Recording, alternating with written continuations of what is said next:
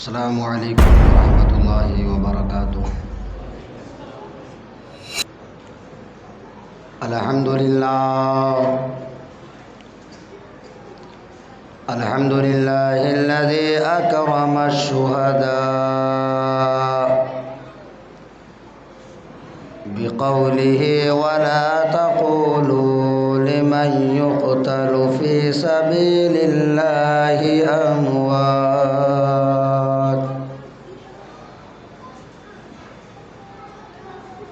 والصلاة والسلام على صاحب الفضل والشفاعات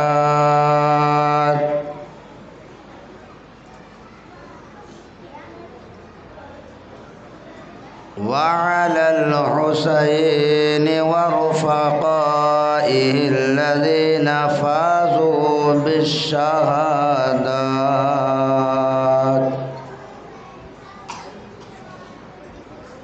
أما بعد فأعوذ بالله من الشيطان الرجيم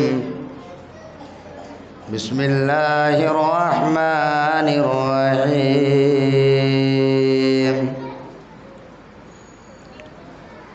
ولا تقولوا لمن يقتل في سبيل الله أموات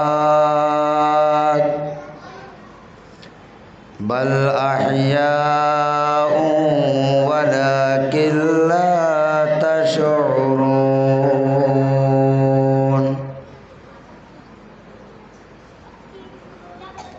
وقال النبي صلى الله تعالى عليه وسلم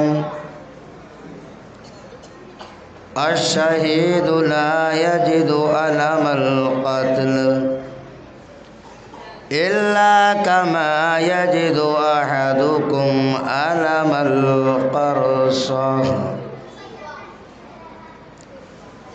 آمنت بالله صدق الله العظيم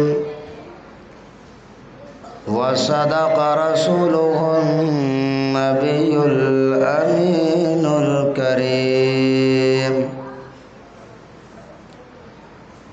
ونحن على ذلك لمن الشاهدين والشاكرين والحمد لله رب العالمين۔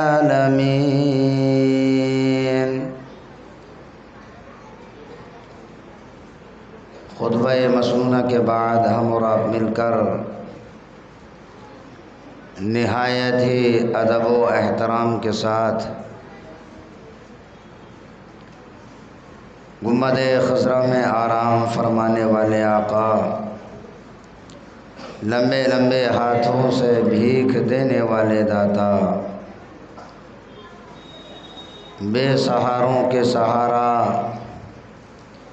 بے مددگاروں کے مددگار،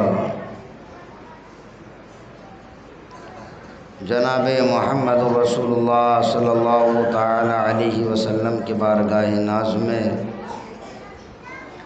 ہدیہ درود و سلام نچھاور کریں اور باواز بلند درود پاک پڑھیں۔ اللہم صلی علی سیدنا و مولانا محمد وبارک وسلم صلاۃ و سلاما علیک یا رسول اللہ صلی اللہ تعالی علیہ وسلم۔ اللہ تعالی نے سورہ بقرہ دوسرا پارہ اس میں ارشاد فرمایا وَلَا تَقُولُوا لِمَنْ يُقْتَلُ فِي سَبِيلِ اللَّهِ أَمْوَاتٌ،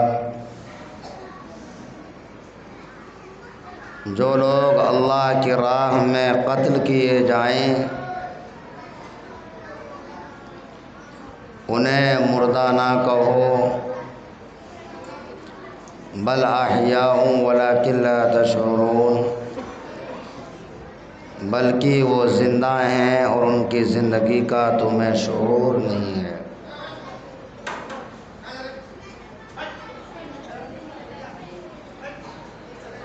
اللہ تعالی نے ارشاد فرمایا کہ شہیدوں کو مردہ نہ کہو،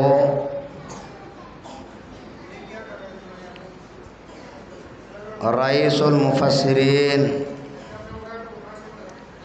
حضرت عبداللہ رضی اللہ تعالیٰ عنہ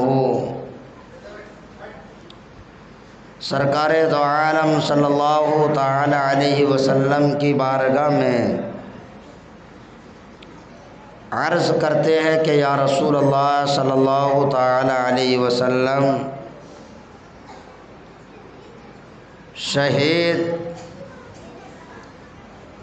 شہید ہونے کے بعد کس طرح زندہ رہتا ہے؟ تو سرکار دو عالم صلی اللہ تعالی علیہ وسلم نے ارشاد فرمایا کہ جو اللہ کی راہ میں شہید ہو جاتے ہیں ان کی روح سبز پرندوں کے جسم میں چلی جاتی ہیں اور جہاں چاہتی ہیں جنت کی سیر کرتی ہیں۔ اس طرح سے شہید مرنے کے بعد زندہ رہتا ہے اور اب دیکھنا یہ ہے کہ شہید کسے کہتے ہیں۔ شہید اس کی 3 قسمیں ہوتی ہیں۔ اس میں سے سب سے پہلی قسم یہ ہے کہ ایک مرد مومن اللہ کی راہ میں لڑتا رہے اور وہ ظلماً قتل ہو جائے، اور قتل ہونے کے بعد میں اس نے کوئی دنیاوی فائدہ نہ اٹھایا ہو، اس کو شہید حقیقی کہتے ہیں۔ اور ایک شہید یہ ہوتا ہے کہ اس کو کسی آلۂ جارحہ مثلاً تلوار یا نیزے سے یا بندوق سے اس کو قتل کیا جائے اور اس کے بعد وہ کچھ دن بقید حیات رہے، کھائے پیے، تو اس کو بھی شہید کہا جاتا ہے اور شہید فقہی کہا جاتا ہے۔ مطلب یہ کہ شہید حقیقی ہو یا شہید فقہی ہو، ان پر یہ احکام لاگو ہوتے ہیں کہ ان کے شہید ہونے کے بعد ان کو نہ غسل دیا جاتا ہے بلکہ ایسے ہی ان کے خون کے ساتھ نماز جنازہ پڑھ کر کے اللہ کے سپرد کر دیا جاتا ہے۔ اور ایک ہوتا ہے شہید حکمی۔ شہید حکمی یہ ہے کہ انسان جو مسلمان ہو اچانک کسی حادثے میں اس کا انتقال ہو جائے، اس کو شہید حکمی کہتے ہیں۔ اسی طرح سے کوئی پیٹ کی بیماری میں یا عورت بچے کی ولادت میں انتقال کر جائے، اس کو بھی شہید حکمی کہا جاتا ہے۔ شہید حکمی ان پر دوسرے تمام احکام لاگو ہوتے ہیں۔ ان کو غسل بھی دیا جائے گا اور غسل دے کر کے کفن وغیرہ پہنا کر کے ان کو سپرد خاک کیا جائے گا۔ جو شہید حکمی ہوتے ہیں۔ اور اللہ کے رسول صلی اللہ تعالی علیہ وسلم نے ارشاد فرمایا کہ لڑنے والے 3 طرح کے ہوتے ہیں۔ ایک یہ ہے کہ انسان تلوار اٹھائے اور اللہ کی راہ میں لڑے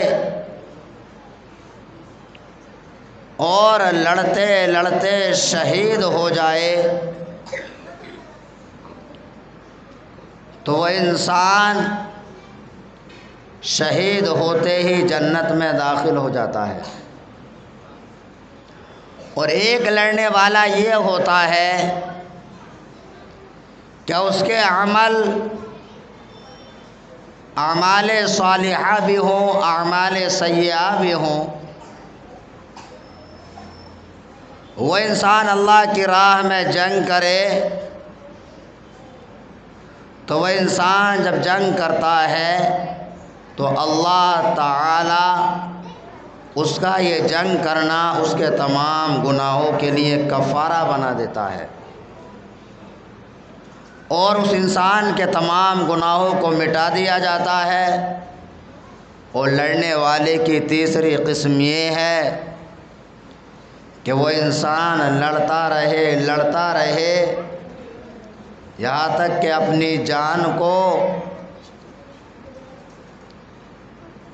قربان کر دے، جان کو ختم کر دے، پھر بھی وہ انسان جہنمی ہے۔ اور وہ کون ہے؟ سرکار نے فرمایا کہ یہ منافق ہے، اس لیے کہ تلوار ہر طرح کے گناہوں کو مٹا دیتی ہے، لیکن نفاق اس کو تلوار نہیں مٹاتی ہے۔ مطلب یہ کہ شہید شہادت کا درجہ تبھی پائے گا جب وہ مومن اور مسلمان ہو، اور مومن اور مسلمان نہیں ہے تو وہ چاہیں اپنی نمائش کے لیے، ریا اور نمود کے لیے کتنی ہی جنگیں لڑتا رہے، لڑتے لڑتے قتل بھی کر دیا جائے، تب بھی وہ انسان جہنمی ہی رہے گا، اس لیے کہ وہ منافق ہے۔ اور سرکار دو عالم صلی اللہ تعالی علیہ وسلم نے ارشاد فرمایا کہ جب جنتی جنت میں داخل ہو جائیں گے تو شہداء کا مقام اور مرتبہ یہ ہوگا کہ سوائے درجہ نبوت کے ان کو جنت میں اعلیٰ سے اعلیٰ مقام حاصل ہوگا، مگر یہ کہ وہ نبوت کے درجے سے نچلے درجے میں ہوں گے، اور باقی ان کو ہر طرح کی افضلیت جنت میں دی جائے گی۔ اور سرکار دو عالم صلی اللہ تعالی علیہ وسلم نے ارشاد فرمایا کہ جب جنتی جنت میں داخل ہو جائیں گے، وہاں کے میوے کھائیں گے، پھلوں کو کھائیں گے، جنت سے لطف اندوز ہوں گے، تو پھر جنتی جنت میں پھر کسی چیز کی تمنا نہیں کریں گے۔ لیکن جو لوگ اللہ کی راہ میں شہید ہوئے ہیں وہ جنت کے میوہ جات کو کھائیں گے، وہاں کے پھلوں کو کھائیں گے، اور وہاں کی نعمتوں سے لطف اندوز ہوں گے۔ وہ اللہ کی بارگاہ میں عرض کریں گے کہ اے پروردگار، ہمیں تیری جنت میں وہ لذت حاصل نہیں جو لذت تیرے نام پر سر کٹانے میں ہے۔ اے اللہ، ہمیں دوبارہ دنیا میں بھیجا جائے، پھر قتل کیے جائیں، پھر بھیجا جائے، پھر قتل کیے جائیں۔ گویا شہادت میں اتنی بڑی لذت ہے کہ انسان کو وہ لذت جنت میں بھی میسر نہیں آئے گی۔ تمام جنتی جنت میں جانے کے بعد دنیا میں آنے کی تمنا نہیں کریں گے، مگر شہید دوبارہ دنیا میں آنے کی تمنا کرے گا۔ اور حضور علیہ الصلوۃ والسلام نے ارشاد فرمایا کہ جب کوئی انسان اللہ کی راہ میں شہید ہوتا ہے تو اس کو اس کے شہید ہونے سے پہلے جنت میں اس کا ٹھکانہ دکھا دیا جاتا ہے، اس کے تمام گناہوں کو معاف کر دیا جاتا ہے۔ اور جو انسان اللہ کی راہ میں شہید ہوتا ہے جنت میں اس کو بڑی بڑی آنکھوں والی 72 حوریں اس کی تسکین کے لیے اللہ تعالی عطا فرماتا ہے۔ اب یہ شہادت یہ ایسی چیز ہے کہ آسان بھی ہے اور مشکل بھی ہے۔ انبیاء کرام کے بعد میں سب سے بڑا مقام اور مرتبہ صدیقین کا ہے، پھر شہداء اور پھر صالحین اولیاء کرام کا ہے۔ ولی بننا بڑا مشکل کام ہے، اس کے لیے عبادت و ریاضت کی ضرورت ہے، اور انسان کو متقی اور پرہیزگار بننا بھی بڑا مشکل کام ہے۔ لیکن شہادت ایک ایسی چیز ہے کہ اس کو حاصل کرنا مشکل بھی ہے اور آسان بھی ہے۔ اور شہادت یہ وہ مقام اور مرتبہ ہے کہ جس کا درجہ صدیقین کے بعد اور صالحین کے اوپر رکھا گیا ہے۔ شہادت آسان اس لیے ہے، اس لیے کہ انسان اللہ کی راہ میں جنگ کرتا ہے، اور جنگ کرتے کرتے اعلاء کلمت الحق کے لیے اپنی جان کو چند لمحوں میں قربان کر دیتا ہے، تو چند ہی لمحوں میں وہ انسان تمام منازل کو طے کر کے شہداء کی منزل پر فائز ہو جاتا ہے۔ اور مشکل اس لیے ہے، اس لیے کہ اپنی جان کو قربان کرنا کوئی آسان کام نہیں ہے۔ انسان اللہ کی راہ میں لڑتا ہے اور اپنی جان کو قربان کر دیتا ہے، تو اپنی جان کو قربان کر دینا ایک اعتبار سے مشکل بھی ہے، اور اگر یہ دیکھا جائے کہ چند ہی لمحے میں انسان شہید کے مرتبے پر فائز ہو جاتا ہے، اس لیے آسان بھی ہے۔ اسی لیے کہا جاتا ہے کہ شہادت آخری منزل ہے انسانی سعادت کی، وہ خوش قسمت ہیں کہ مل جائے جنہیں دولت شہادت کی۔ اور نبی کریم صلی اللہ تعالی علیہ وسلم نے ارشاد فرمایا، الشہید لا یجد الم القتل الا کما یجد احدکم الم القرصہ۔ شہید جو اپنی جان کو اللہ کی راہ میں قربان کرتا ہے تو اس کو تکلیف کا اور زخم کا احساس نہیں ہوتا ہے، الا کما یجد احدکم الم القرصہ، صرف اتنا احساس ہوتا ہے کہ جتنا احساس تمہیں سوئی کے چبھونے سے ہوتا ہے۔ اب اس کی وجہ کیا ہے کہ شہید کو تکلیف کا احساس کیوں نہیں ہوتا؟ تو اس کی وجہ یہ ہے کہ جب انسان کسی کی محبت میں گم ہو جاتا ہے تو اس کو تکلیف کا احساس نہیں ہوتا ہے، جس طرح سے حضرت یوسف علیہ السلام کے زمانے میں جب عورتوں نے حضرت زلیخا پر طعنہ زنی کی تو حضرت زلیخا نے ان عورتوں کی دعوت فرمائی اور آپ نے ہر ایک عورت کے ہاتھ میں ایک ایک چھری اور ایک ایک نیبو عطا فرمایا اور پھر حضرت یوسف علیہ السلام کو بلایا گیا۔ حضرت یوسف علیہ السلام تشریف لائے۔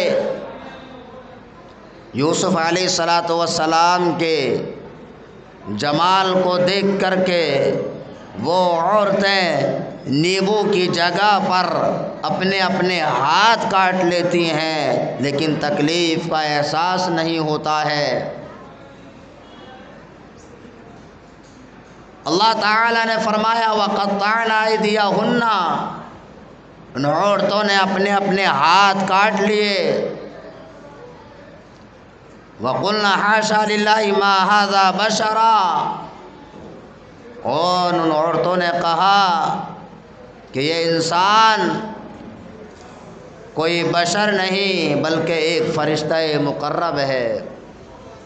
تو بتانے کا مقصد یہ ہے کہ حضرت یوسف علیہ السلام کے جمال کو جب مصر کی عورتوں نے دیکھا، انہوں نے اپنے اپنے ہاتھ کاٹ لیے، تکلیف کا احساس نہ ہوا۔ تو جنہوں نے نبی کریم صلی اللہ تعالی علیہ وسلم کے جمال کو دیکھا، آپ کا دیدار کیا، رب کی محبت میں انہوں نے جہاد کیا، تو جب ان کا سر کٹتا ہے، ان کو کوئی زخم لگتا ہے تو ان کو تکلیف کا احساس نہیں ہوتا ہے۔ اس جیسا کہ حضرت یوسف علیہ السلام کے زمانے میں ان عورتوں کو تکلیف کا احساس نہیں ہوا۔ اور شہداء کے تعلق سے کوئی سوچ سکتا تھا کہ شہید کو دیکھا جاتا ہے، شہید ہونے کے بعد اس کے جسم سے روح الگ ہو چکی ہے، قبر میں اس کو دفنا دیا جاتا ہے۔ وہ انسان یہ اپنے وہم و گمان میں لا سکتا تھا کہ ان کے تعظیم اور توقیر کے لیے اللہ تعالی نے ان کو مردہ کہنے سے منع فرمایا۔ تو اللہ تعالی نے دوسری جگہ ارشاد فرمایا وَلَا تَحْسَبَنَّ الَّذِينَ قُتِلُوا فِي سَبِيلِ اللَّهِ أَمْوَاتًا بَلْ أَحْيَاءٌ عِندَ رَبِّهِمْ يُرْزَقُونَ، کہ جو لوگ اللہ کی راہ میں شہید کیے جائیں انہیں مردہ کہنا تو دور کی بات ہے، انہیں مردہ گمان بھی نہ کرو، اس لیے کہ وہ اپنے رب کے پاس سے رزق پاتے ہیں۔ تو شہداء کو اللہ تعالی نے مردہ کہنے سے بھی منع فرمایا اور مردہ گمان کرنے سے بھی منع فرمایا۔ اور نبی کریم صلی اللہ تعالی علیہ وسلم کے نواسے سیدنا امام حسین رضی اللہ تعالی عنہ، آپ صرف شہید ہی نہیں بلکہ سید الشہداء، آپ شہیدوں کے سردار ہیں۔ اور آپ نے شہادت کے بعد دیکھنے والوں نے دیکھا، کوئی سمجھنے والا سمجھ سکتا تھا کہ امام حسین مر چکے ہیں، لیکن آپ نے نیزے پر سوار ہو کر کے قرآن کی تلاوت فرما کر کے لوگوں کو یہ بتا دیا کہ قتل حسین اصل میں مرگ یزید ہے، اسلام زندہ ہوتا ہے ہر کربلا کے بعد۔ سیدنا امام حسین رضی اللہ تعالیٰ عنہ کی شہادت کے بعد آپ کو کوفہ کی گلیوں میں گھمایا جاتا ہے، آپ کے سروں کو نیزوں پر چڑھایا جاتا ہے اور آپ کا سر مبارک عبید اللہ ابن زیاد کے دربار میں تشت میں رکھ کر کے پیش کیا جاتا ہے تو عبید اللہ ابن زیاد نبی کریم صلی اللہ تعالی علیہ وسلم کے نواسے، آپ کے لبہائے مبارکہ اور آپ کے دانتوں پر چھڑی سے مارنا شروع کر دیتا ہے۔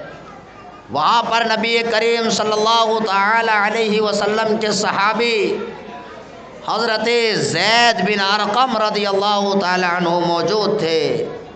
جب انہوں نے یہ گستاخی اور بے ادبی اور آپ کے قتل کا پتہ ہوا تو آپ تڑپ گئے اور کہنے لگتے ہیں، اے عبید اللہ، او مرجانہ کے بیٹے، تو ان لبہائے مبارکہ پر چھڑی مار رہا ہے کہ جن کو میں نے بارہا نبی کریم صلی اللہ تعالی علیہ وسلم کو بوسہ لیتے ہوئے دیکھا ہے۔ عبید اللہ ابن زیاد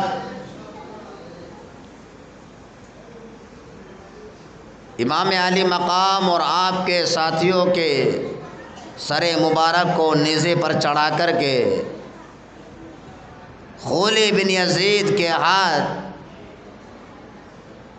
ملک شام یزید پلید کی طرف روانہ کر دیتا ہے۔ سیدنا امام حسین رضی اللہ تعالیٰ عنہ کا سر مبارک نیزے پر چڑھا ہوا ہے کہ ایک جگہ پر ان لوگوں کا قافلہ ٹھہرتا ہے تو وہاں پر غیب سے قلم نمودار ہوتا ہے اور یہ اشعار ایک گرجا گھر کی دیوار پر لکھے جاتے ہیں، اتحسب امۃ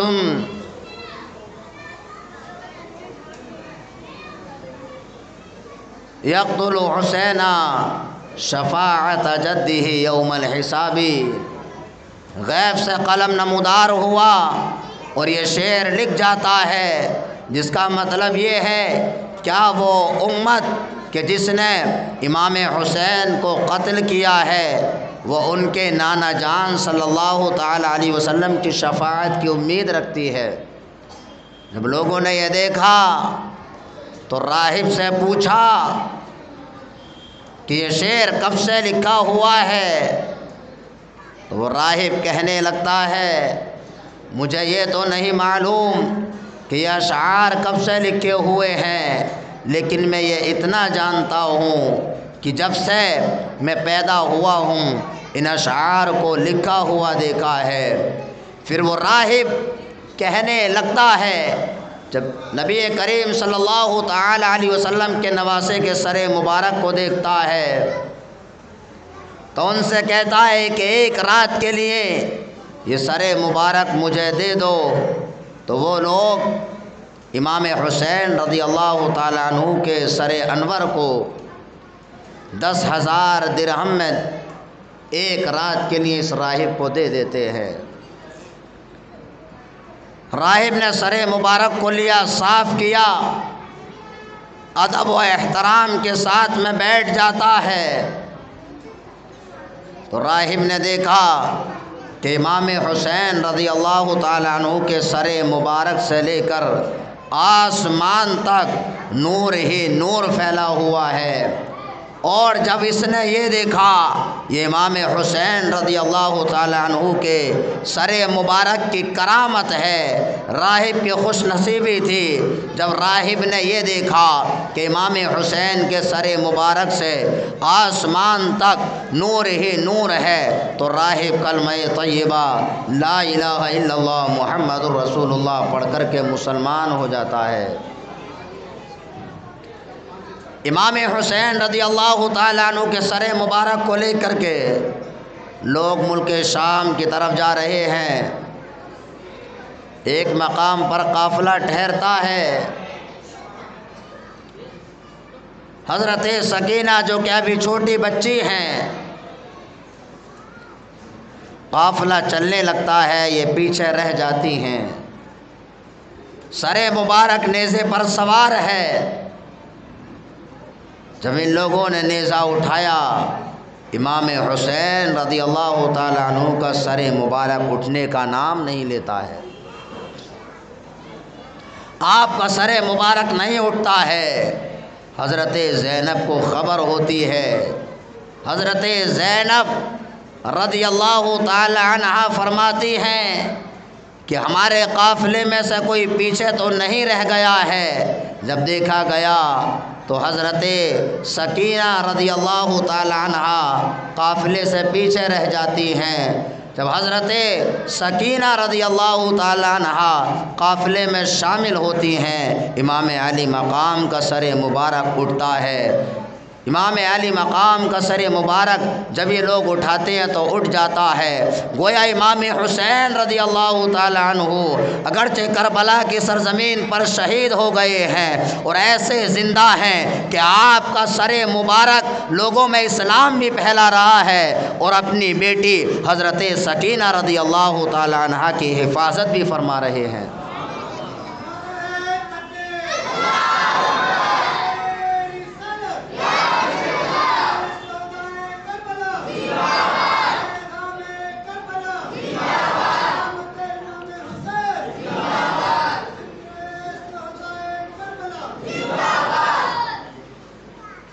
امام حسین رضی اللہ تعالیٰ عنہ کے سر مبارک کو لے کر کے یہ لوگ ملک شام کی سرزمین پر پہنچتے ہیں۔ ملک شام میں یزید پلیت کو خبر دی جاتی ہے، پورے شہر کو سوار دیا جاتا ہے اور پورے شہر میں خوشی کا ماحول ہے۔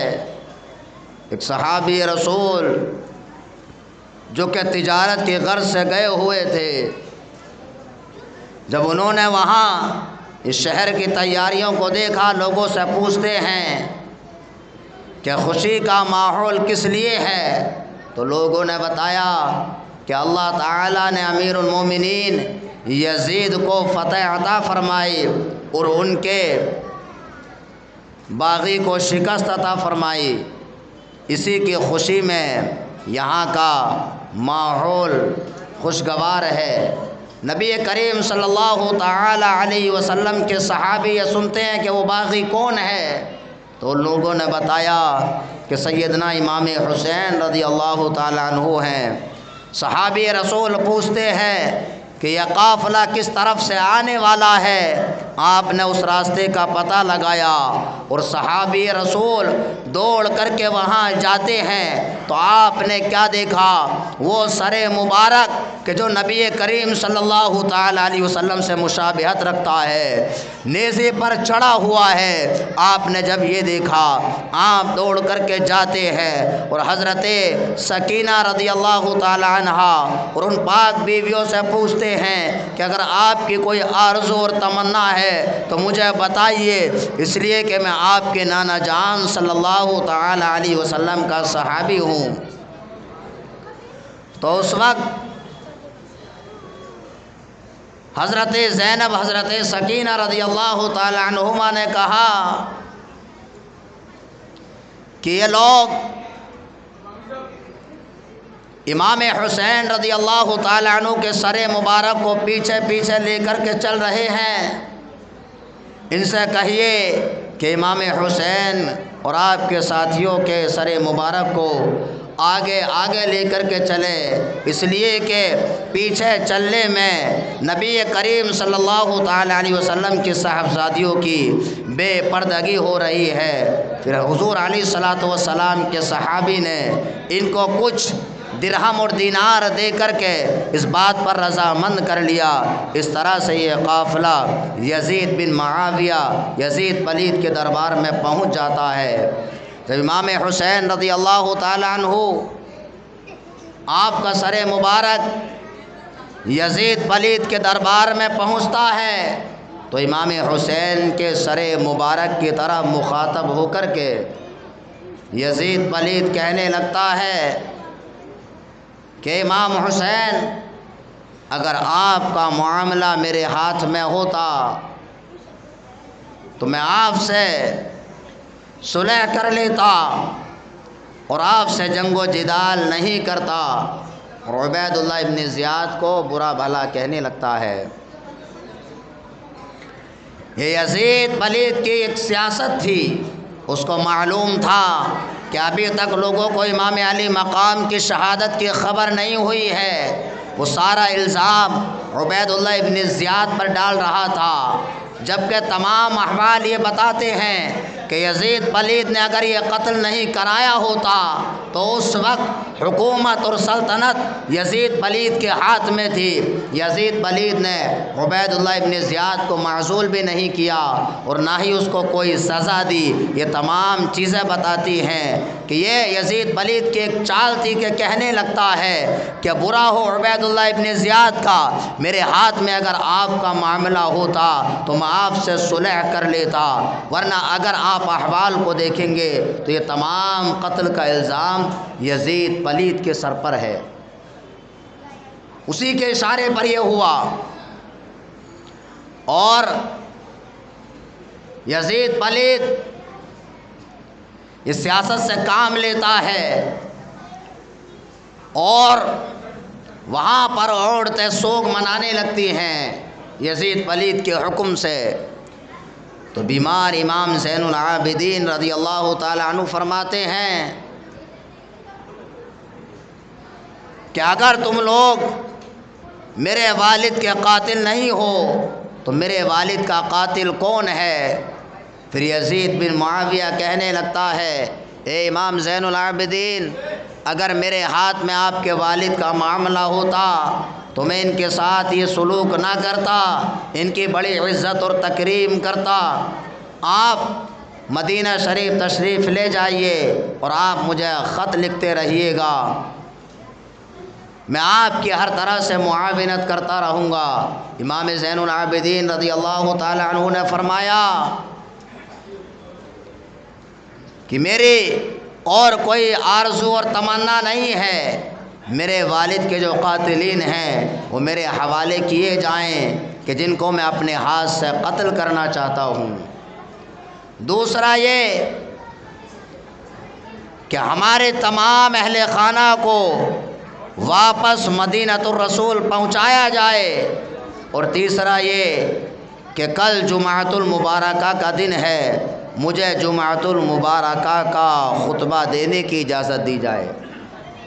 امام زین العابدین یہ 3 شرطیں رکھتے ہیں۔ یزید پلید نے پہلی شرط کو قبول نہ کیا۔ پہلی شرط کا قبول نہ کرنا ہی یہ بتاتا ہے کہ یزید پلید نے امام حسین رضی اللہ تعالی عنہ کو شہید کرایا۔ آپ امام زین العابدین رضی اللہ تعالی عنہ کے سپرد آپ کے قاتلین کو نہیں کرتا ہے۔ دوسری شرط کہ جمعۃ المبارکہ میں مجھے خطبہ دینے دیا جائے، یزید پلید اس بات کو قبول کر لیتا ہے۔ جمعۃ المبارکہ کا دن ہے، امام زین العابدین رضی اللہ تعالی عنہ منبر پر رونق افروز ہوتے ہیں۔ آپ رونق افروز ہوئے، آذان ہوئی، آذان کے بعد آپ نے حمد و صلات کے بعد فرمایا کہ اے لوگو سنو، میرے والد نبی کریم صلی اللہ تعالی علیہ وسلم کے نواسے کو شہید کر دیا گیا، ان کے ساتھ بے وفائی کی گئی، ان پر ظلم اور زیادتی کی گئی، اور ان کے اہل خانہ کو قیدی بنایا گیا، ان کے خیموں کو جلایا گیا۔ جب یہ لوگ تمام لوگ امام زین العابدین کا خطاب سنتے ہیں تو ایک سناٹا سا چھا جاتا ہے۔ یزید پلید ڈرنے لگتا ہے اور وہ فوراً مؤذن کو حکم دیتا ہے کہ وہ اقامت کہے۔ مؤذن اقامت کہنا شروع کرتا ہے۔ جب مؤذن نے کہا اشہد ان محمد رسول اللہ، تو امام زین العابدین رضی اللہ تعالی عنہ فرماتے ہیں کہ اے لوگو سنو، اذان اور اقامت کے اندر جو نام لیا جاتا ہے وہ یزید کے باپ دادا کا نام ہے یا میرے باپ دادا کا نام ہے، اگر تم کہو گے کہ یزید کے باپ دادا کا نام ہے تو دنیا تمہیں جھوٹا کہے گی، اور اگر تم کہو گے کہ یہ آپ کے باپ داداؤں کا نام ہے تو پھر امام علی مقام رضی اللہ تعالیٰ عنہ کو شہید کیوں کیا؟ بالآخر یزید پلید مؤذن کو ڈانٹتا ہے، اقامت مکمل ہوتی ہے، پھر یہ قافلہ جس میں بچے اور عورتیں ہیں، یزید پلید حضرت نعمان بن بشیر جو کہ کوفہ کے پہلے گورنر تھے، اہل بیت اطہار سے محبت کی وجہ سے جن کو معزول کیا گیا، ان کی کارکردگی میں یہ قافلہ مدینۃ الرسول صلی اللہ تعالیٰ علیہ وسلم کی طرف روانہ ہوتا ہے۔ یہ قافلہ مدینہ شریف پہنچتا ہے، امام زین العابدین رضی اللہ تعالیٰ عنہ پر مصیبت و آلام کے پہاڑ توڑے گئے، لیکن آپ صبر کا مجسمہ بنے رہے۔ جب آپ مدینہ شریف پہنچتے ہیں، آپ کے پہنچنے سے پہلے مدینہ والوں کو پہلے یہ خبر ہو جاتی ہے، حضرت ام سلمہ اور تمام لوگ اپنے اپنے گھروں سے باہر آ جاتے ہیں۔ امام زین العابدین رضی اللہ تعالیٰ عنہ سب سے پہلے آپ جو کہ صبر کا مجسمہ بنے ہوئے تھے، جیسے ہی نبی کریم صلی اللہ تعالیٰ علیہ وسلم کے روضہ مبارکہ کو دیکھتے ہیں، آپ کی چیخ نکل جاتی ہے، آہو بکا کرنے لگتے ہیں اور عرض کرتے ہیں کہ یا رسول اللہ صلی اللہ تعالیٰ علیہ وسلم، آپ کے نواسے کو کربلا کی سرزمین پر بے یار و مددگار شہید کر دیا گیا۔ اس وقت نبی کریم صلی اللہ تعالیٰ علیہ وسلم پر اپنی قبر میں کیا بیتی ہوگی، اور پورا نبی کریم صلی اللہ تعالیٰ علیہ وسلم کے شہر مدینہ شریف غم میں ڈوب جاتا ہے۔ اور اس طرح سے یہ مقدس قافلہ مدینۃ الرسول تک پہنچتا ہے۔ اب اس کے بعد ان یزیدیوں کے احوال کیا ہوتے ہیں؟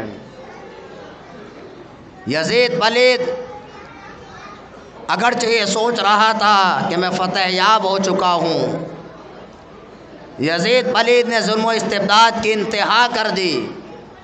اس کے دور خلافت میں، اس کے دور سلطنت میں، جس کا اس نے جھوٹے طور پر خلافت کا دعویٰ کیا، وہاں پر لواطت، زنا، جوا اور شراب یہ تمام چیزیں عام تھیں،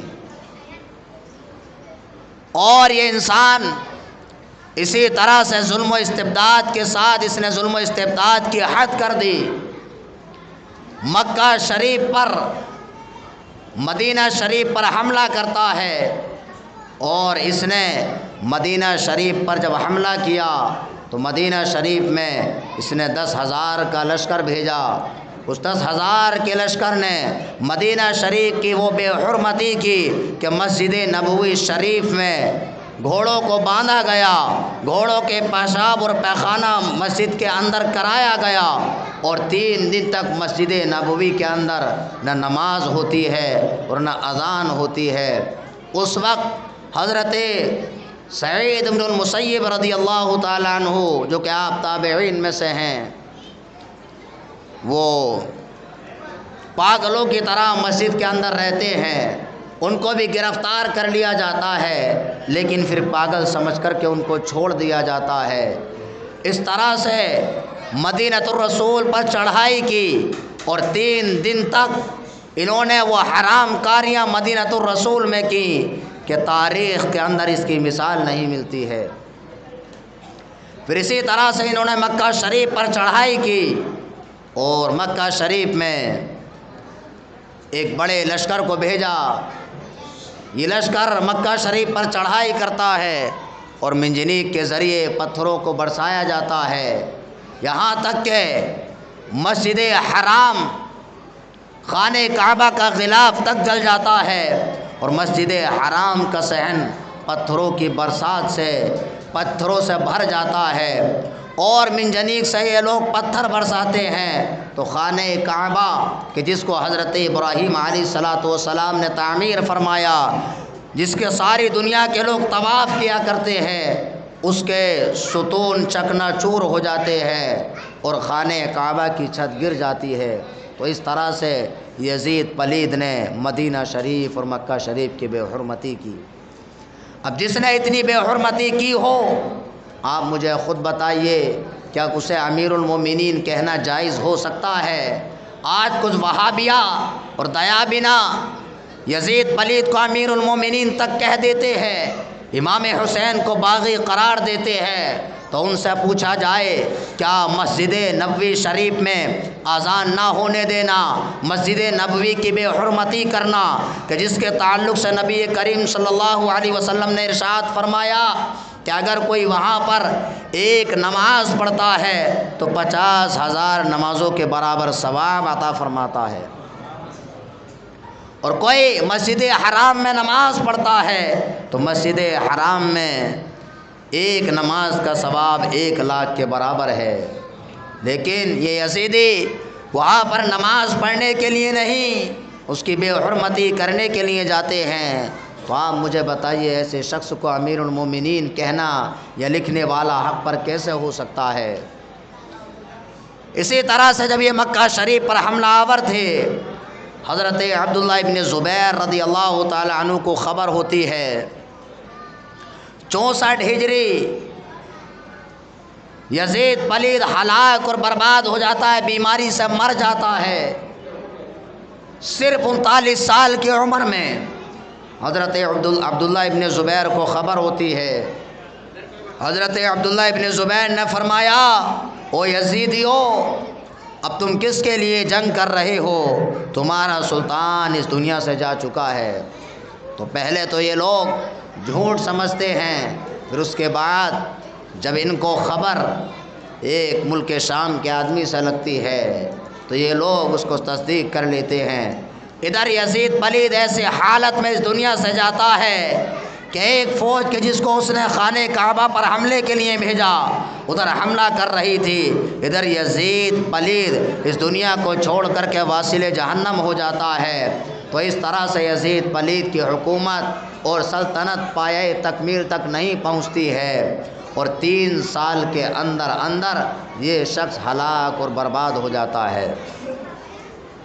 پھر اس کے بعد میں اس کا بیٹا معاویہ بن یزید، اس کو لوگ تخت نشین کرتے ہیں۔ وہ تخت نشین ہوتا ہے، چند ہی روز تک تخت نشین رہتا ہے، اور بیماری کی حالت میں جب تخت نشین رہتا ہے تو تخت نشینی میں یہ بیمار ہی رہتا ہے۔ اگرچہ معاویہ یزید کا بیٹا تھا لیکن اس سے بہت زیادہ نفرت بھی کرتا تھا اور اہل بیت سے محبت کرتا تھا۔ تو اس طرح سے 21 سال کی عمر میں جب یہ زیادہ بیمار ہوتا ہے، لوگوں نے کہا کہ آپ اپنا جانشین کسی کو مقرر کر دیجئے۔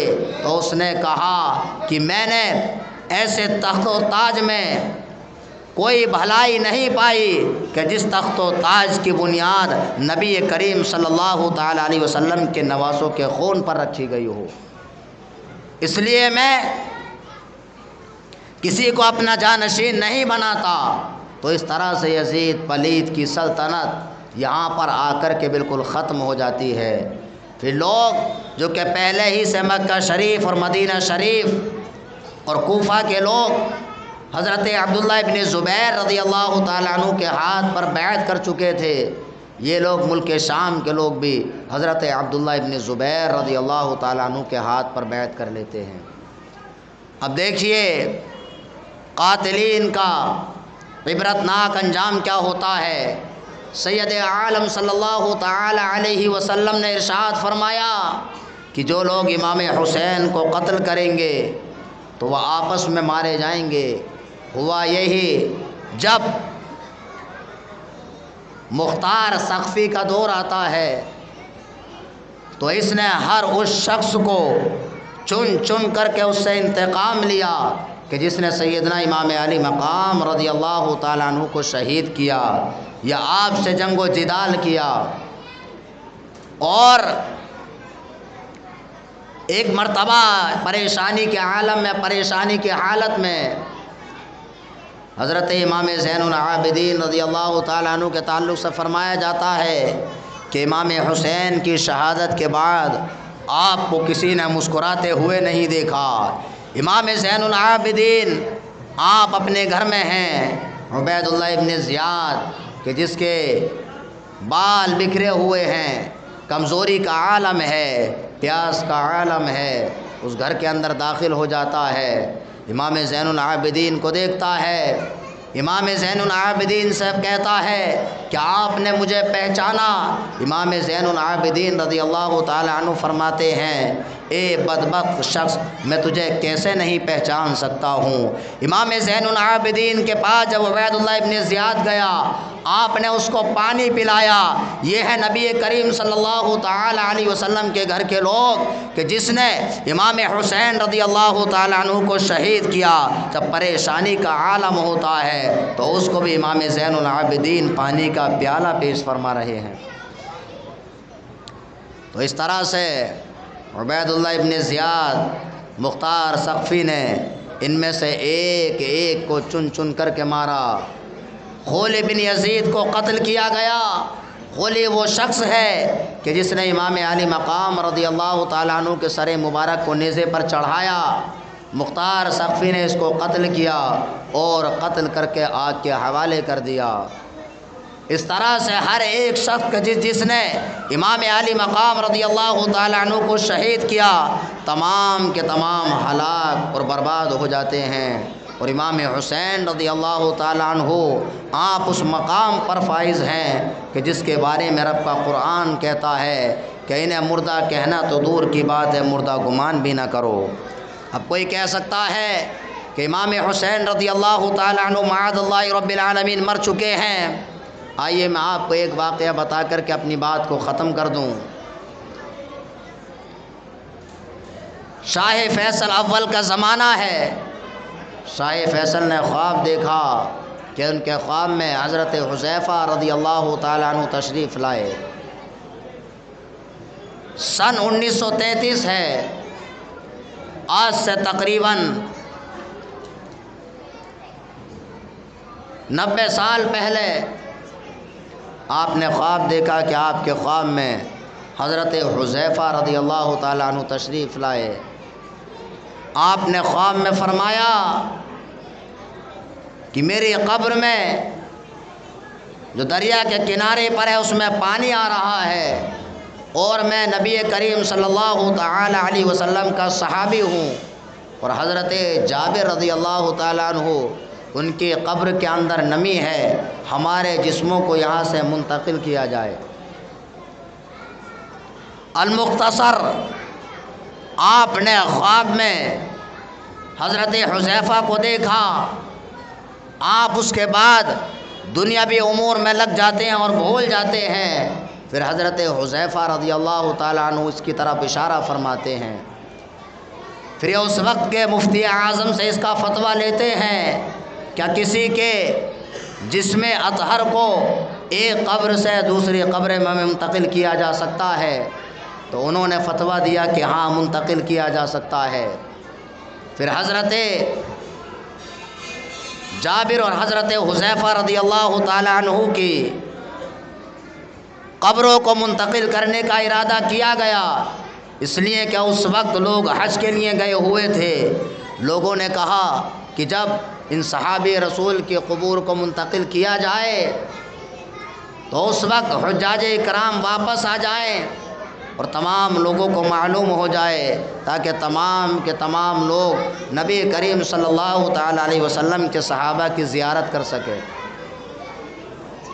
تو اس طرح سے شاہ فیصل نے چاروں طرف سے جو پانی کی نمی آ رہی تھی ان کی قبور کو چاروں طرف سے گھیر دیا، اور اب حجاج کرام کے آنے کا انتظار ہونے لگا، اور یہ خبر پورے عالم میں پھیل جاتی ہے، اور ایک تاریخ کو متعین کر دیا گیا۔ اس متعینہ تاریخ پر لوگ وہاں پر پہنچتے ہیں۔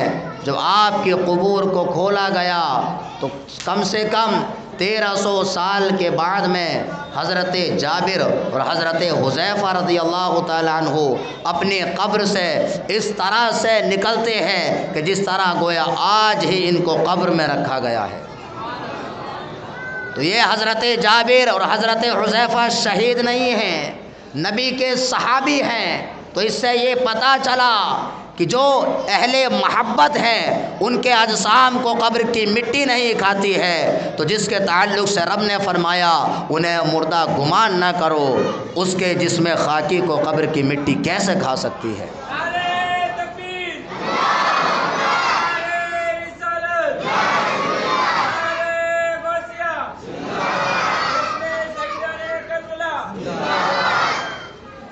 اب آخرکار ان کے جسم اطہر کو نکالا جاتا ہے، اور حضرت حذیفہ رضی اللہ تعالیٰ عنہ کی یہ کرامت ہے کہ جب